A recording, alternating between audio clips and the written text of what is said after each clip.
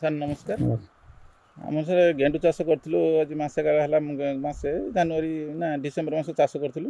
ପ୍ରଥମ ଦୁଇ ପାଳି ଭଲ ଗେଣ୍ଡୁ ଫୁଲ ରହିଲା, ମାନେ ବିକ୍ରି ଭଲ ହେଲା, ମାନେ ଭଲ ପଇସା ହେଇଥିଲା।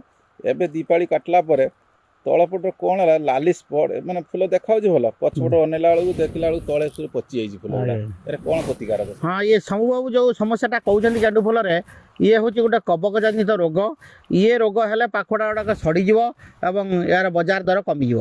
ତେଣୁ ଏ ରୋଗର ଦମନ ପାଇଁ ଆମକୁ ପ୍ରତି ଲିଟର ପାଣିରେ 2.5 ଗ୍ରାମ ହିସାବରେ ରିଡୋମିଲ୍ ବା ଯେଉଁଟା ମେଟାଲାକ୍ସିଲ୍ ଯୁକ୍ତ ମାଙ୍କୋଜେବ୍ ସେଟାକୁ ଆମେ ସିଞ୍ଚନ କରିବାକୁ ପଡ଼ିବ। ନହେଲେ ଅଧିକ ଯଦି ଆମର ଡାଳକୁ ରୋଗ ଯାଇଛି ଏବଂ ପତ୍ରକୁ ରୋଗ ଯାଇଛି, ତାହେଲେ ପ୍ରତି ଲିଟର ପାଣିରେ 8 ଗ୍ରାମ ହିସାବରେ ଆମର ଟ୍ରାଇଫ୍ଲକ୍ସିଷ୍ଟ୍ରୋବିନ୍ ସହିତ ଟେବୁକୋନାଜଲ୍ ମିଶାଇକି ଯଦି ଆମେ ସିଞ୍ଚନ କରିବା, ତାହେଲେ ଏ ରୋଗ ଭଲ ହେବ।